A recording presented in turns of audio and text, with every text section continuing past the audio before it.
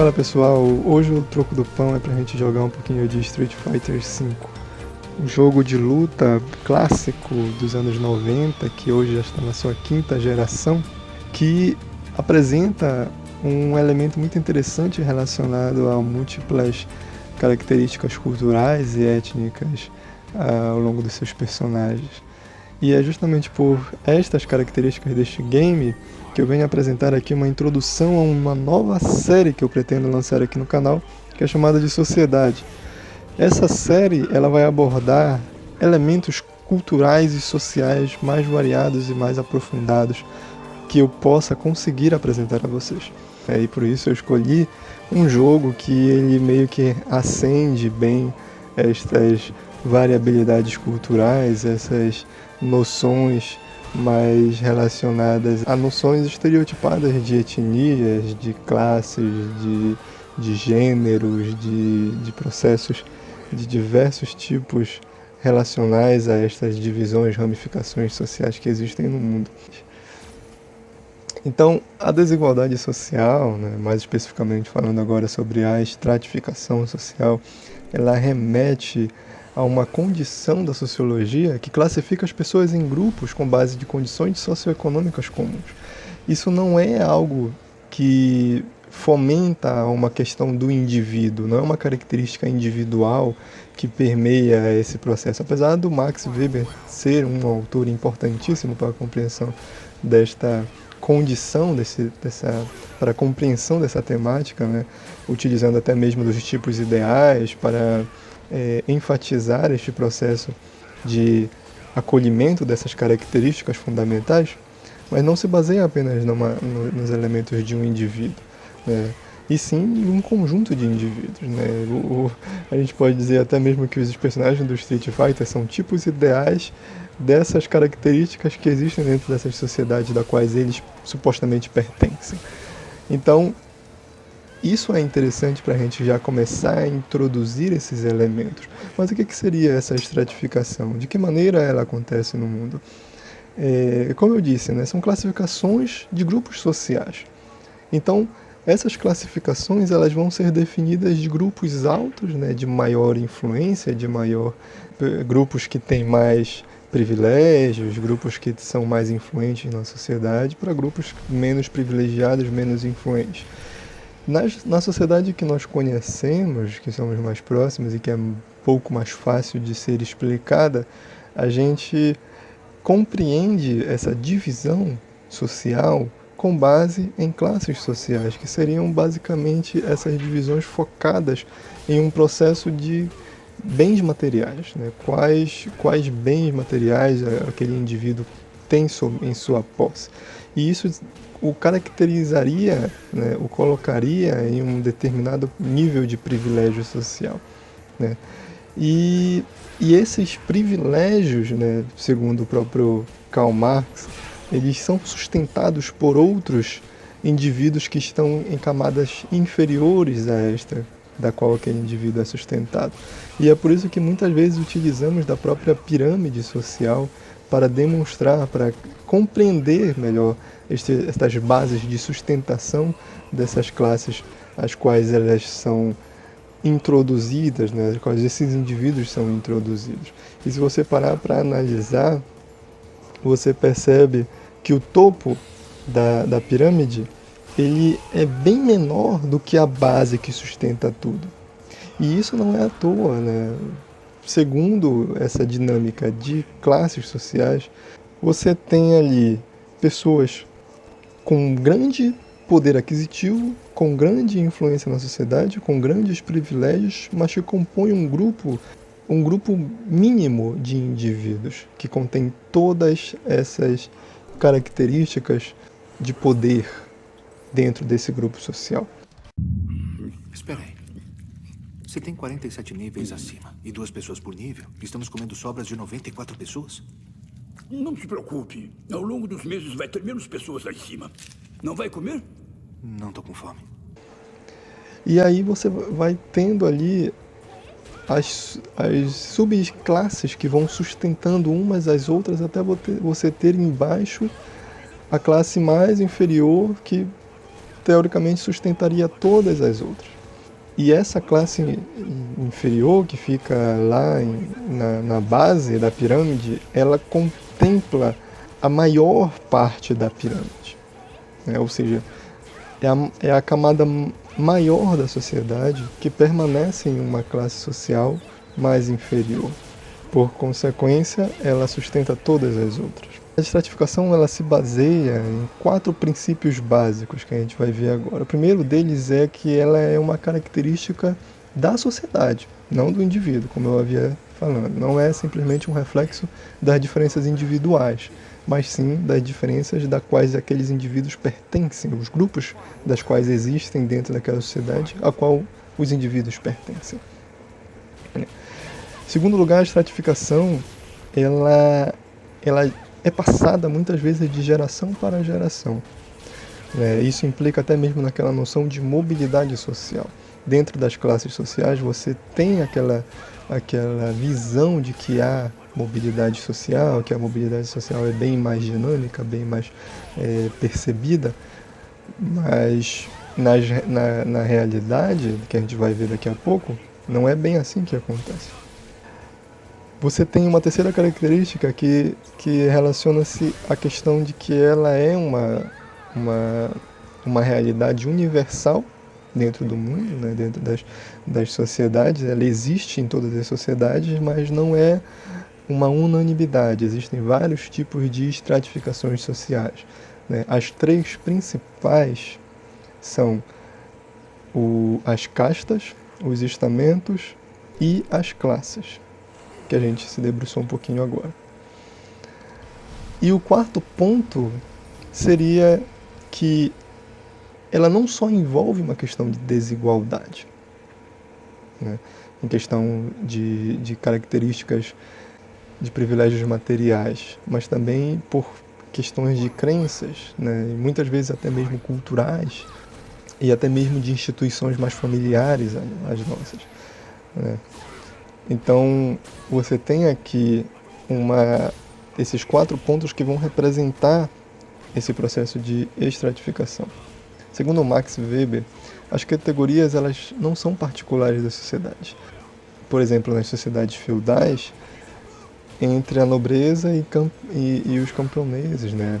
Aqui nessas sociedades você não tem apenas uma condição material implicando nessa divisão hierárquica, mas você também tem uma questão cultural, né, onde você tem hábitos, modos, você tem vestimentas que distinguem cada classe, cada estamento, no caso aqui, né, você tem relações, né, você tem certas alianças e classificações sociais que distinguem quem pertence a qual classe e quem pertence a outra classe. Então, a estratificação ela também pode ser definida por laços parentescos e castas. Para o Weber, a classe social ela pertence amplamente à riqueza material, é diferente do status de classes, que é baseado em variáveis tais como honra, prestígio, filiação, religião, isso tudo que eu acabei de mencionar agora. Uma das questões em curso para definir esta estratificação social surge a partir do ponto que a desigualdade de status entre indivíduos são comuns. Por isso torna a questão quantitativa para determinar o quanto a desigualdade qualifica como estratificação. E também isso é muito bem visto nas chamadas teorias do conflito, né, do ponto de vista marxista, que eles apontam a falta do acesso a recursos e a falta da mobilidade social nas sociedades estratificadas. Isso a gente percebe muito, como eu havia citado anteriormente, na nossa própria sociedade capitalista, onde você tem uma percepção de mobilidade social que muitas vezes ela não é sentida de fato, né? Há um exemplo disso: você vem de uma família, né, de pessoas com poucos recursos, né, onde na sua infância seu pai não tinha carro, você não tinha videogame, não tinha computador na sua casa e mal internet. Hoje você já tem isso, né? Você já conseguiu comprar seu carro, você tem computador, você tem internet na sua casa e você tem essa noção, essa sensação de que houve uma uma elevação no seu status social, que houve uma elevação ou que houve mobilidade no seu status de classe. Mas, na verdade, isso é uma ilusão, porque de fato a sociedade assim, em si ascendeu, enquanto para que você ascenda à sociedade você deveria ter um grau de elevação, ou seja, você deveria deixar para trás aqueles que pertenciam à sua classe para assim ascender socialmente. Você eleva, digamos assim, você se eleva na sociedade da mesma forma como todos os outros do seu mesmo grupo. Então, você começa a perceber que não teve ali não teve uma elevação de um status, na verdade. Você permaneceu no seu status. O que elevou foram as condições de aquisição que a sociedade muitas vezes implica para que o indivíduo ele possa ter essa noção de que há uma elevação do seu status devido ao seu esforço diante das relações de trabalho e enfim. Hoje o céu está tão azul e sem poluição, graças a toda aquela chuva de ontem. Isso. Então, trocamos o acampamento por uma festa no jardim. Faça dos limões uma limonada. O Marx, né, como eu havia dito em alguns outros vídeos anteriores, né, ele percebia duas classes sociais principalmente, né, que é o burguês e o proletariado, mas é obviamente que ele enxergava outras ramificações dessas classes, né, outras subdivisões dessas classes. E você pode citar algumas delas, como por exemplo a pequena burguesia, né, e o lumpen proletário. A pequena burguesia seria uma pequena classe de empresários que não conseguem acumular capital suficiente para tornar-se parte da burguesia, né, da alta burguesia em si. Eles não são percebidos como burgueses, muitas vezes não são percebidos nem como membros do grupo dos capitalistas. Eles têm o seu próprio negócio, mas eles não conseguem acumular capital suficiente para ascender a esta condição de classe. Você tem vários exemplos disso, né? Você tem, por exemplo, donos de mercearias, né? Donos de padarias, você tem donos de pequenos negócios, mercadológicos. Essas pessoas muitas vezes até têm funcionários, têm proletários, eles têm uma renda capital de lucro, mas eles não conseguem acumular o suficiente para realmente sentir uma ascensão muito grande nesse processo de mobilidade social. Já a questão do lumpen proletário seria basicamente o subproletário, né? Ou seja, seria uma população em situação social abaixo do proletário. São formadas por, sei lá, pessoas miseráveis, né? Ou até mesmo outras subclasses de trabalhos, né, que inclui prostitutas, mendigos, vigaristas, no ponto de vista do próprio Marx. Mas hoje em dia você pode encontrar essa característica de subproletariado em trabalhadores informais, por exemplo, de hoje em dia. Né? Você tem a ascensão do trabalho informal nas sociedades atuais.